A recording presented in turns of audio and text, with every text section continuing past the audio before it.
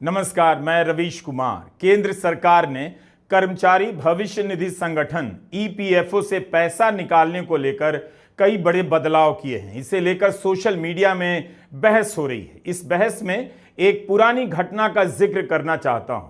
फिर इस समय क्या फैसले हुए, सरकार का दावा क्या है, लोगों के सवाल क्या हैं, इस पर भी बात करेंगे। क्या आपको याद है कि 2016-17 के बजट में मोदी सरकार ने ऐलान किया था कि ईपीएफओ कर्मचारी भविष्य निधि संगठन से पैसा निकालने पर टैक्स लगेगा। तो ईपीएफओ के पैसे पर टैक्स लगाने का आइडिया एक बार मोदी सरकार को आ चुका है। इसी के साथ उस समय दो और बदलाव किए गए थे। रिटायरमेंट से पहले 50% ही पैसा निकाल सकते थे और जो कंपनी का हिस्सा है वो 58 साल की उम्र के बाद निकाला जा सकता था। इस फैसले को 2 महीने के भीतर मोदी सरकार को वापस लेना पड़ा। उस समय भी इसी तरह की दलीलें दी जा रही थी कि हम पेंशन युक्त समाज बनाना चाहते हैं। तत्कालीन वित्त मंत्री अरुण जेटली कह रहे थे कि हम नहीं चाहते कि लोग पूरा पैसा निकाल लें, इसलिए टैक्स लगा रहे हैं।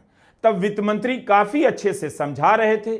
जाहिर है दिल्ली का गोदी मीडिया बहुत अच्छे से समझ जा रहा था और चुप हो जा रहा था। लेकिन बेंगलुरु की गारमेंट सेक्टर में काम करने वाली महिलाओं को यह गेम समझ आ गया। नए नियम से इतनी नाराज हो गईं कि सड़क पर उतर गईं और आंदोलन हिंसक हो गया। महिलाओं ने बेंगलुरु स्थित ईपीएफओ के ऑफिस में तोड़फोड़ कर दी। ईपीएफओ के स्टाफ को भागकर बेसमेंट में और छतों पर छिपना पड़ा। इतना गुस्सा था। दिल्ली हैरान थी कि मार्च का फैसला है, आंदोलन अप्रैल के महीने में बेंगलुरु में हो रहा है, वह भी बिना किसी नेतृत्व या संगठन के महिलाएं सड़कों पर उतर आई हैं। क्यों हुआ ऐसा? गारमेंट सेक्टर में काम करने वाली महिलाओं के पास अक्सर वक्त नहीं होता, तो उन्हें यह खबर देर से पता लगी।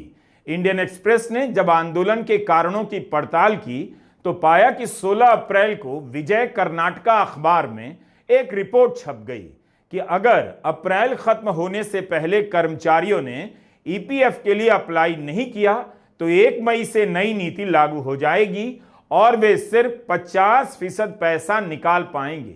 कई महिलाएं सोचने लगीं कि नौकरी छोड़कर ईपीएफओ का पैसा निकाल लेते हैं। बेटी की शादी करनी है, फीस भी भरनी है, इलाज का खर्चा है। फैक्ट्री के मालिकों को भी चिंता हो गई कि मास स्केल पर पैसा निकालने के लिए महिला कर्मचारी कहीं छुट्टी ना लेने लग जाएं और नौकरियां ना छोड़ दें, जिससे पूरी की पूरी इंडस्ट्री ठप हो सकती थी। तो महिलाओं ने प्रदर्शन शुरू कर दिया और प्रदर्शन इतना बड़ा हो गया कि दिल्ली में बैठी मोदी सरकार की सांस फूल गई।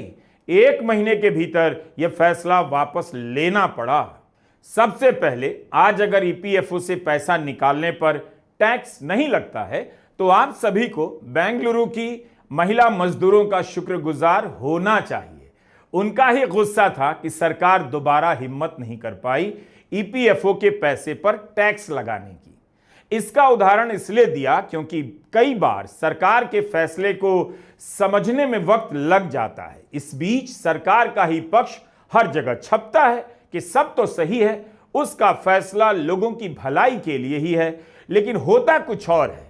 जैसे नोटबंदी के समय आपको याद होगा, ट्विटर पर जिस तरह से लोग सवाल पूछ रहे हैं और ईपीएफओ की तरफ से जिस तरह से जवाब दिया जा रहा है, उसी को देखते हुए 2016 की घटना याद आ गई, क्योंकि इस बार चर्चा ट्विटर पर है। अच्छी बात है, लोग पूछ रहे हैं और ईपीएफओ की तरफ से जवाब भी दिया जा रहा है। सवाल और जवाब को पढ़ते हुए लगा कि लोग सरकार पर इस मामले में भरोसा नहीं करते कि वह लंबे समय तक सामाजिक सुरक्षा देने की चिंता कर रही है और यह सब कर रही है। इसीलिए जरा सी छेड़छाड़ होने पर लोग बेचैन हो गए हैं। सरकार का पक्ष अगर सही भी है तो उसे समझने में समय लगेगा। 13 अक्टूबर को श्रम मंत्रालय के तहत आने वाले ईपीएफओ की बैठक हुई। श्रम मंत्री डॉक्टर मनसुख मंडाविया की अध्यक्षता में हुई इस बैठक में ऐसे कई फैसले लिए गए जिनका सीधा असर आप पर पड़ने वाला है। इसके अनुसार मिनिमम सर्विस पीरियड यानी न्यूनतम सेवा अवधि को घटाकर 12 महीने कर दिया गया है। पहले अलग अलग जरूरतों के लिए सेवा अवधि अलग अलग थी, जैसे घर बनाने से जुड़े खर्च के लिए 5 साल का सर्विस पीरियड होता था, शादी के लिए 7 साल, सेहत के लिए कोई सर्विस पीरियड नहीं था। मगर अब इन सबको 1 साल कर दिया गया है। ईपीएफओ ने पुरानी 13 श्रेणियों को खत्म कर केवल 3 कैटेगरी में आंशिक निकासी के नियम बनाए हैं। बीमारी, शिक्षा, शादी, मकान से जुड़े खर्चे और विशेष परिस्थितियों में सदस्य अपने पीएफ खाते में मौजूद पूरी राशि निकाल सकेंगे। इसमें कर्मचारी और नियोक्ता दोनों का हिस्सा शामिल होगा। पहले शिक्षा और शादी के लिए केवल 3 बार निकासी की अनुमति थी, लेकिन अब शिक्षा के लिए 10 बार और शादी के लिए 5 बार निकासी की जा सकती है। अब इसे लेकर बहस छिड़ गई है कि अगर आपकी नौकरी चली जाती है तो आप 12 महीने तक अपने खाते से पूरी राशि नहीं निकाल सकते। पूरी राशि निकालने के लिए 1 साल तक इंतजार करना होगा। मौजूदा नियम के तहत 2 महीने में सारी राशि निकाली जा सकती है, लेकिन अब इसमें बदलाव कर दिया गया है। नए नियम के तहत नौकरी छोड़ने के बाद के पहले साल आप 75% राशि ही निकाल सकते, 25% खाते में रखनी होगी। ईपीएफओ का जो हिस्सा पेंशन फंड का होता है, उससे आप नौकरी छोड़ने के 3 साल बाद ही निकाल सकते हैं, जबकि पुराने नियम के अनुसार आप 2 महीने में निकाल सकते थे। इसके अलावा सदस्यों के खाते में हमेशा 25% राशि मिनिमम बैलेंस के तौर पर रहेगी। भारत सरकार के पत्र सूचना कार्यालय पीआईबी के प्रेस नोट में लिखा है, इससे सदस्यों को 8.25% की ब्याज दर और चक्रवृद्धि ब्याज यानी कंपाउंड इंटरेस्ट का फायदा मिलता रहेगा, जिससे रिटायरमेंट के लिए अच्छा खासा फंड तैयार हो जाएगा। सरकार का दावा है कि इससे लोगों को फायदा होगा, लेकिन ईपीएफओ में बदलाव के नए फैसले से हड़कंप मचा हुआ है। लोगों को लगता है नए नियमों से ईपीएफओ के पैसे से लोगों का अधिकार चला गया है, तब सेफ्टी नेट के नाम पर कुछ भी नहीं बचेगा। निजी क्षेत्र में काम करने वाले लोग जानते हैं, नौकरी को लेकर अनिश्चितता बढ़ जाती है। टैक्स से लेकर फाइनेंस की कंपनियों में हजारों की संख्या में दनादन नौकरियां जा रही हैं। सरकार कुछ भी दावा कर ले, लेकिन जो बाजार में नौकरी ढूंढ रहा है और लिंक्डइन पर कई 100 एप्लीकेशन भेज रहा है, वो जानता है कि बाजार में नौकरी मिलनी कितनी मुश्किल हो गई है। लोग लिख रहे हैं कि उन्होंने बचत इसलिए की ताकि बुरे दिनों में काम आए। अब अगर नौकरी जाने के बाद पूरे पैसे नहीं निकाल पाएंगे तो उन्हें कई तरह की दिक्कतें हो सकती हैं। लोग पूछ रहे हैं कि क्या अपने ही बचत खाते का इस्तेमाल करना लग्जरी हो गया है? जो कर्मचारी का अधिकार होना चाहिए, क्या उसे विशेषाधिकार में बदल दिया गया है? लोगों का कहना है ईपीएफओ में हुए बदलावों से उनका अपने पैसे के ऊपर से कंट्रोल चला जाएगा। नौकरी छिन जाने के बाद भी अगर वे अपने पैसे को अपने अनुसार खर्च नहीं कर सकेंगे तो फिर बेरोजगारी के उन महीनों में क्या करेंगे जब आमदनी का कोई और स्रोत नहीं रहेगा। अगर जरूरतवश किसी को अपने खाते से सारे पैसे निकालने हैं तो क्या उसे 1 साल तक बेरोजगार रहना होगा? नौकरी चली जाए तो ईएमआई का पैसा चुकाने के लिए आप अपने 1/4 पैसे को हाथ नहीं लगा सकेंगे। पेंशन फंड पर 3 साल का पहरा लगाने का क्या तर्क हो सकता है? लोगों ने यह भी पूछा है, यह उनकी मेहनत की कमाई की खुली लूट है। किसी ने लिखा है, पहले जबरदस्ती ईपीएफओ के तहत पैसा सेव करवाया जाता है और नए नियम के हिसाब से जब असल में पैसे की जरूरत होगी तो आपके पैसे को लॉक कर दिया जाएगा। अगर आप ऐसे संस्थान में काम करते हैं जहां 20 से अधिक कर्मचारी होते हैं और आपकी बेसिक सैलरी डीए मिलाकर 15,000 या उससे कम है तो आपको ईपीएफ में रजिस्टर होना पड़ता है। 7 करोड़ लोग ईपीएफओ में शामिल हैं। 7 करोड़। पता चलता है संगठित क्षेत्र में कमाई का क्या हाल है। इसमें जमा राशि पर टैक्स नहीं लगता और जमा पैसा पेंशन के काम आता है। पेंशन की राशि बहुत कम होती है, इसलिए लोग रिटायर होने या बच्चों की शादी और पढ़ाई के वक्त पैसा निकालते हैं, क्योंकि इस पर टैक्स नहीं लगता। उनके हाथ में ज्यादा पैसा आता है, इंटरेस्ट भी ज्यादा होता है। जब अरुण जेटली ने कंपनी के हिस्से को 58 साल के बाद निकालने का नियम बनाया था, तब भी यही दलील दे रहे थे, लोग अपनी बचत नहीं करते, खर्च कर देते हैं, इसलिए रिटायरमेंट के बाद के लिए कुछ नहीं बचता, इसलिए ऐसा किया जा रहा है ताकि कुछ पैसा उनके अकाउंट में रहे।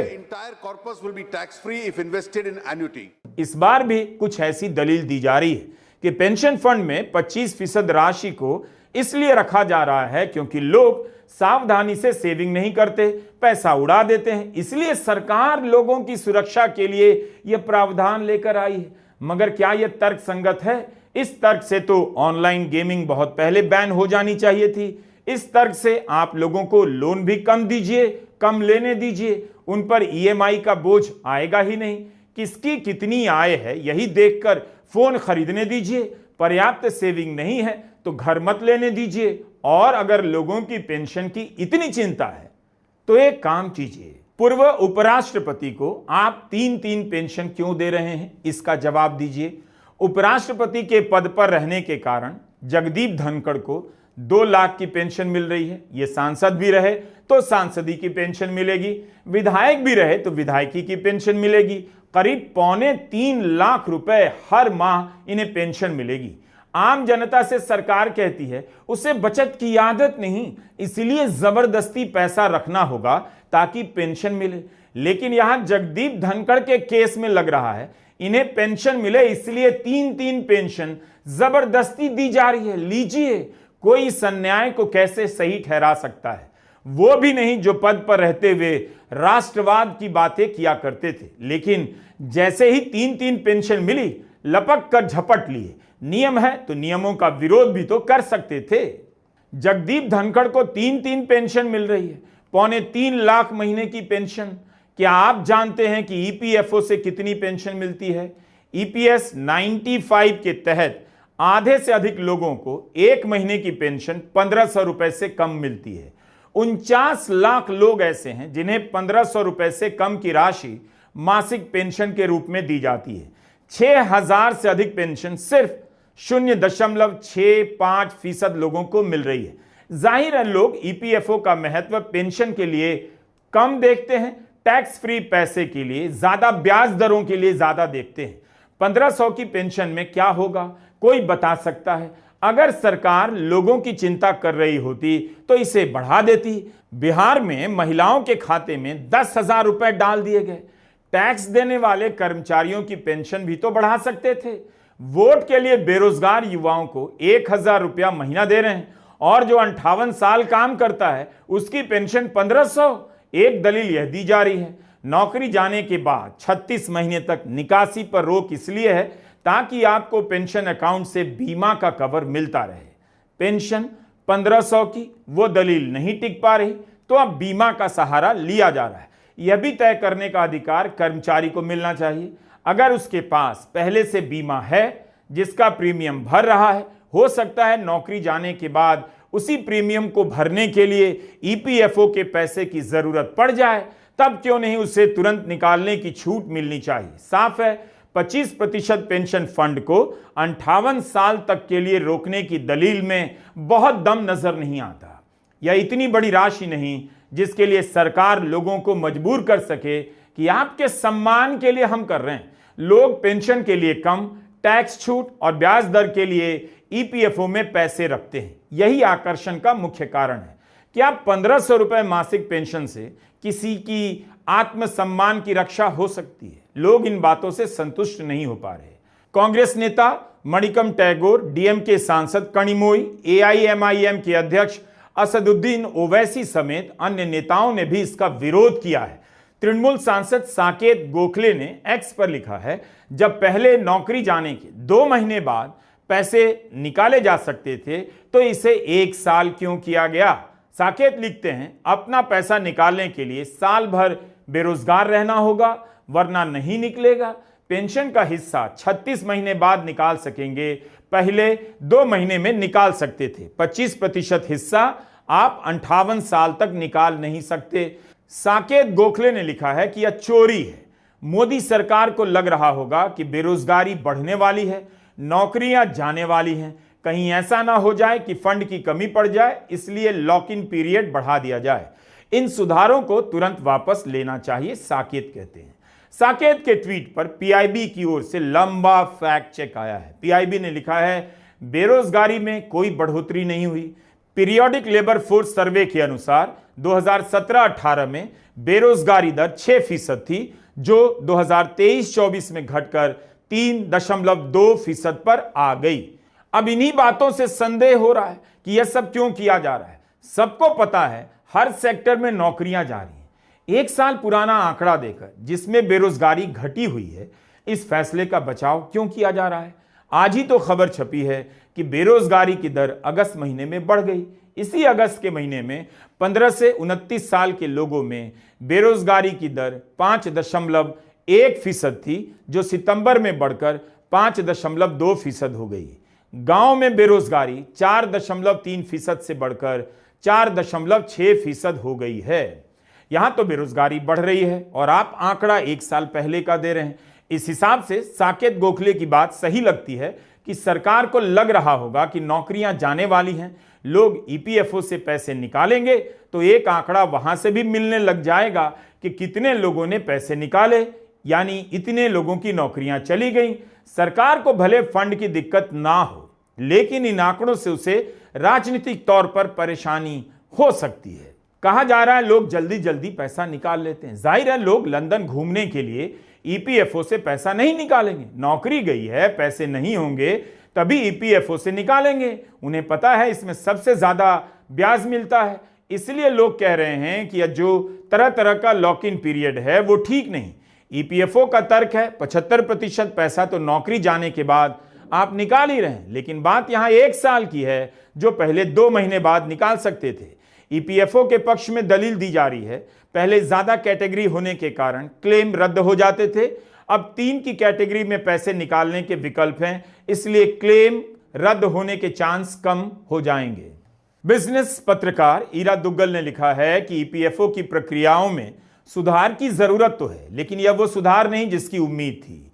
ईपीएफओ का पैसा जनता का पैसा है, सरकार ब्याज देती है, लेकिन कर्मचारी ईपीएफओ फंड के रूप में सरकार को पैसे देते हैं, जिसका इस्तेमाल वो अपने काम में करती है, बाजार में निवेश करती है, वहां से ज्यादा पैसे कमाती है। हम नहीं जानते ईपीएफओ के स्टॉक की मौजूदा स्थिति क्या है, उनका निवेश किस में है, मगर क्या इन सवालों पर बात नहीं होनी चाहिए? ईपीएफओ के नियमों में किए गए बदलावों को लेकर जब सवाल उठने लगे तो पीआईबी ने फैक्ट चेक करना शुरू कर दिया। ईपीएफओ की तरफ से बताया जा रहा है क्या तथ्य है क्या मिथ्या है। तब भी लोगों के सवालों से लग रहा है वे आसानी से संतुष्ट नहीं हो पा रहे हैं। जैसे लोगों का सवाल था क्या पूरे साल तक हम पैसा नहीं निकाल पाएंगे, तो जवाब आया आप नौकरी से निकाले जाने के बाद 75% पैसा निकाल सकते हैं और साल पूरा होने पर भी बेरोजगार हैं तो पूरा पैसा निकाल सकते हैं। इसके बाद भी लोग सवाल पूछ रहे हैं अगर किसी को 1 साल तक काम नहीं मिलता तो उसे उसका पैसा क्यों नहीं मिलना चाहिए। लोग बता रहे हैं अगर आपकी नौकरी चली जाए, बैंक के खाते में पैसे कम होते होते मिनिमम बैलेंस पर आ जाए, तब आप क्या करेंगे? ईपीएफओ खाते में बचत का 1/4 हिस्सा 1 साल के लिए लॉक पड़ा रहेगा। आप साल पूरा होने का इंतजार करेंगे? इस चार्ट को देखिए, मिथ में लिखा है लोग सोच रहे हैं नौकरी छोड़ने के 2 महीने बाद पेंशन फंड से पैसा निकाल सकते हैं, मगर तथ्य यह है फाइनल पेंशन निकासी के लिए वेटिंग पीरियड 3 साल तक के लिए बढ़ा दिया गया है। इससे सदस्य अपनी पेंशन पात्रता, पारिवारिक सुरक्षा और सामाजिक सुरक्षा को सुनिश्चित कर पाएंगे। ईपीएफओ ने बाकायदा चार्ट बनाकर दिखाया है। यह मिथ है कि ईपीएफओ आपके पैसे को लॉक कर लेगा और आपको सामाजिक सुरक्षा से जुड़े लाभ नहीं मिलेंगे। तथ्य वाले खाने में ईपीएफओ ने लिखा है कि नए नियमों से पीएफ को आसानी से एक्सेस किया जा सकता है और सदस्यों की दीर्घकालिक सामाजिक सुरक्षा पूरी की जा सकेगी। पहले कई सदस्य जल्दबाजी में निकासी के कारण पेंशन की पात्रता खो देते थे। अब पेंशन के अधिकार और परिवार को मिलने वाले लाभ को सुरक्षित कर दिया गया है। ईपीएफओ को अभी और मेहनत करनी होगी कर्मचारियों को संतुष्ट करने में। उसकी तरफ से जितना जवाब आता है लोग अपने सवालों के साथ तैयार मिलते हैं। यह इस संस्थान के लिए भी अच्छा है। बहुत दिनों के बाद यह संस्थान जनता के बीच बहस का कारण बना है, लेकिन पेंशन की बहस केवल ईपीएफओ तक सीमित नहीं होनी चाहिए। सभी भारतवासियों को जगदीप धनखड़ की तरह 3-3 पेंशन मिलनी चाहिए। इसका सपना हमें और आपको देखना चाहिए। आप अपने आसपास पता कीजिए, ज्यादातर लोग बिना पेंशन की नौकरी इन दिनों कर रहे हैं। उन्हें कोई सामाजिक सुरक्षा हासिल नहीं। उनका आज ही नहीं कल भी नहीं संभल रहा। 58 साल बाद 1500 की पेंशन की बात उनसे क्यों की जा रही है? इस तरह से बताया जा रहा है जैसे मामला 1500 का नहीं 15,000 का हो। नमस्कार, मैं रवीश कुमार।